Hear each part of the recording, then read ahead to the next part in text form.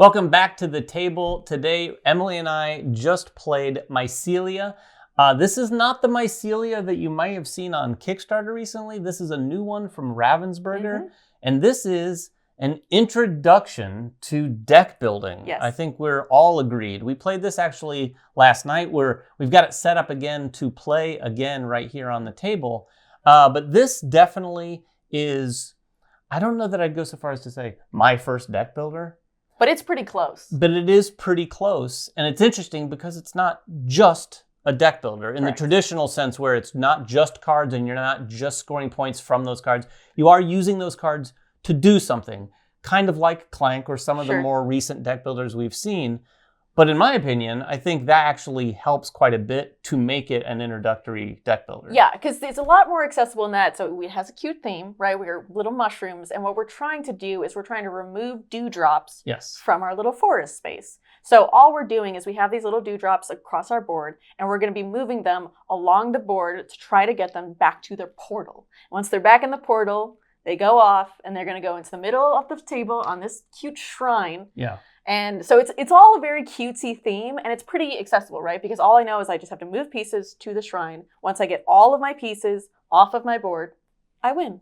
And like any deck builder, you start with the same 6 cards, but you're going to be adding to that throughout the game. And in the spirit of that sort of introductory level game, when you do that, you're going to buy cards. They're going to go on top of your deck instead of your discard pile. Again, this game gives you a lot of satisfaction. And in fact, when you're taking your turn, you're allowed to do everything in all sorts of different order. You're going to only have a hand size of 3. So it's not a ton of stuff happening. So yeah, you're not playing a lot of cards. Combo it pretty well. And they're doing some pretty basic actions. So you have cards, right, that are going to be moving from one color, just one spot. Yeah. Or you have cards that are actually going to be removing something completely off the board. They have different restrictions on how many are in a spot. But it's such a limited set, too, that it's really, once you get the hang of it, you're not sitting there wondering, like, wait, what is this new symbol? What does this mean? It's really kind of the same kind of stuff that's getting you to the portal. Yeah, and it's really interesting. You have these basic actions, and there are other basic actions that might come into play, but everyone starts with these 2 basic actions because there's an economy with leaves. Some of the cards are going to give you leaves. You can spend those leaves to buy and acquire more cards to add to your deck, or you can spend those leaves to take some of these basic actions, one of which washes the display of cards. The other one lets you move one of the dewdrops off of any colored square to an adjacent square. Now, some of the cards you'll get are quite a bit more advanced, but not terribly complicated once you get used to the iconography. And it should be said, this is a language-independent game. Once you get used to the iconography, because some of the iconography does take some learning for sure. You're not going to just look at this and go, oh, that clearly does this. There's a lot of sort of like if-then sort of things where like this square has to have exactly 2 dewdrops on it. And if that's the case, then you can do this and things like that. But once you get used to it, it's very, very easy. Which I think adds to kind of like the puzzle of the game, right? Because it's not just as simple as like, okay, I move a piece, you move a piece, we go back and forth. There's a lot of puzzle in like, okay, I want to have my pieces all to have 1 exactly on 3 different blue spaces. And that'll be my big move because I've saved up for that card and put it in my deck. And so it is starting to hint on those like deck builder things, right? Where you're like, I don't want to add too many cards because now the good ones aren't going to come up as often. And I kind of want to cull away some of the basic ones so that way I get to my better ones, but in a very beginner manner. So that way you're never stuck with doing nothing. Yeah, and for the beginner's game, everyone has the same player board, but you can flip these over and then everyone has a different player board. There's different colored spaces on that board, including the portal that takes you to the shrine.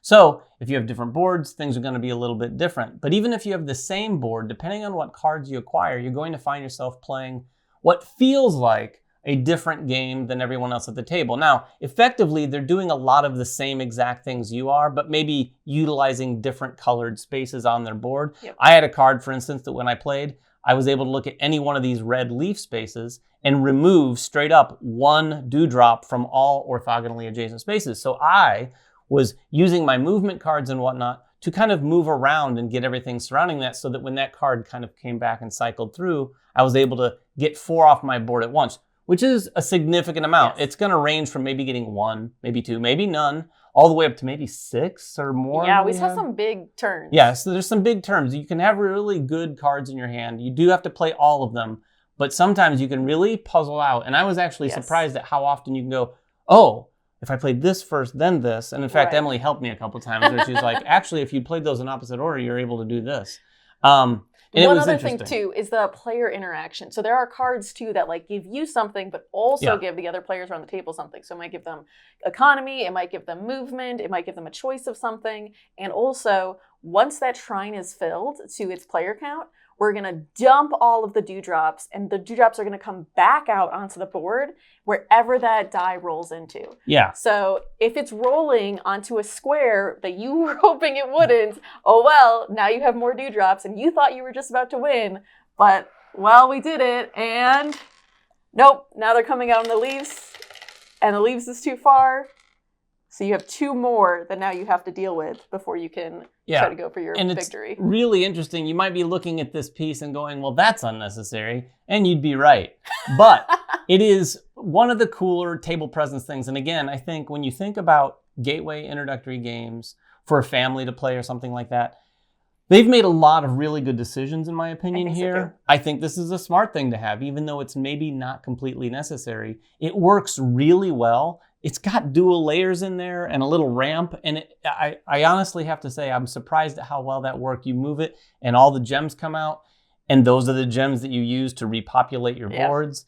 The dice rolls out and then you just place it back in the space. And then you're all set and ready to go again. It really kind of also brings the whole theme together, I think. Yeah. But it is a very, very interesting introductory game to deck building for sure. Now, with that said, we always talk about who a game is for and who it might not be for. Obviously, this game is made for families. I think it's great for families. I think this is great if my sons were younger and it was like, and I think it says age 9, but I do think this could go lower with some kids as long as they're being taught. It is language independent, but you do have to learn this game, and there has to be someone who kind of knows all the icons to sort of point that out. But I think families are going to love this. I think even there's something to enjoy from an enthusiast standpoint too, though. We played last night, and I mean, I had a lot of fun. It's a pleasant little game. Is this going to be a game that I get to the table a ton? Probably not, but I really liked it. Plus, the design space that this game has, Emily couldn't shut me up. There. He was like, and they could do this, and then we could do this, and we could add objectives. And I was like, it's an intro game, David. It's okay. Right. Now, and I want to say this. It wasn't because I felt the game was lacking. Right. I just feel the way they've designed this game, you could do so much more. I won't be surprised if people take what they've done with this game and think, and build upon it and go, I'm going to make a different game. And it's going to be loosely around this, maybe not the theme or whatnot, but there's a lot of different things you can do with this game. Well, and we even played with some of the advanced cards too, right? Which do some cool stuff. Like Alicia got one where she added a second portal to her board. So now she had 2 places she could be adding things. That's super cool how they're even adding more into the space of it. I think what's also cool is that the way this game ramps is it is easiest when you are doing the worst. So at the beginning, you have so many dewdrops on your board that no matter what cards you're getting, you're going to be able to use them and do something useful with them. By the end of the game, you have so few dewdrops left that sometimes you find cards that just aren't useful. Like, I can move one from red, but nothing's on red. So then that card doesn't do anything for me. What ends up happening then is people who are like, oh, you're so far ahead, they end up still able to catch up to them because they have so many more options.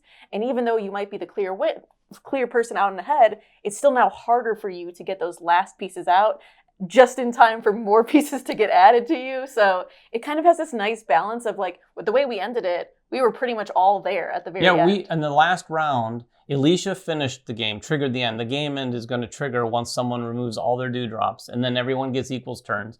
Alicia was first player, then Emily went. She removed all her dewdrops. Then I went, and with Emily's help, I removed my, I think, last 2. Exactly, only 2 left. But it was interesting because just a couple rounds before that, I had like 4 or maybe 4 or 5 dewdrops left. 4, I think. You had 1 that was sitting 2 spaces away from the exit.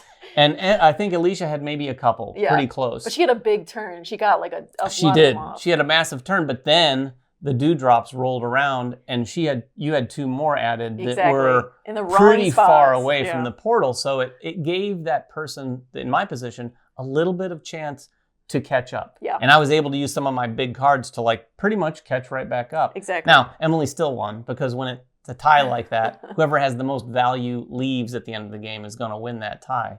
But it was a really, really close experience, and I think that's another thing that people will like, who like that sort of element of like, there's always a chance for someone. Now, with that said, that can also feel a little swingy. Yes. Because it's like, oh, I'm about to win. Oh, no, I'm not about to win. It can go like that. And I think enthusiast gamers who like a little bit more of a, I'm really good at this and I'm winning. Yeah. This game is not that sort of game. No, I don't think this is a game you play to become competitive at Mycelia. There's not going to be a competitive circuit for Mycelia, I don't think. But I mean, what's nice about it is that you can stay close to the other players. What's not as nice is for hobbyist gamers where you're like, I want to be able to show that I'm really good at this game. It's allowing other people to catch up to you. So even if they're not doing the most strategic things, they'll probably still be able to be within the same realm. And you, for all your strategy, could just happen to pick the cards that aren't the ones you needed to win. Yeah, with that said, I do think if you're an enthusiast gamer and that's all you play with is other enthusiasts, I think it's worth giving it a try.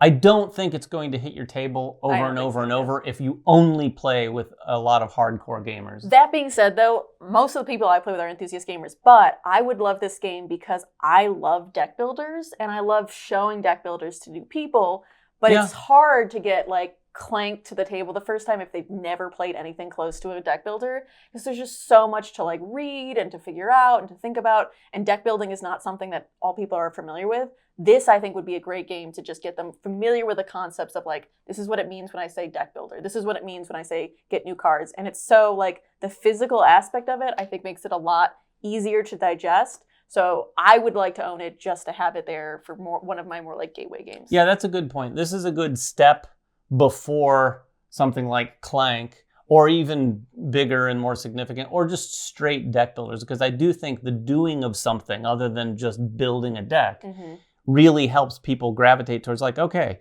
our goal is to move these off the board. How do we do it? Well, that's where the deck building comes in. Yes. And everyone can get the idea of like, okay, so we're moving all these to this. I mean, that's like board gaming 101, I think. So it's a very simple thing.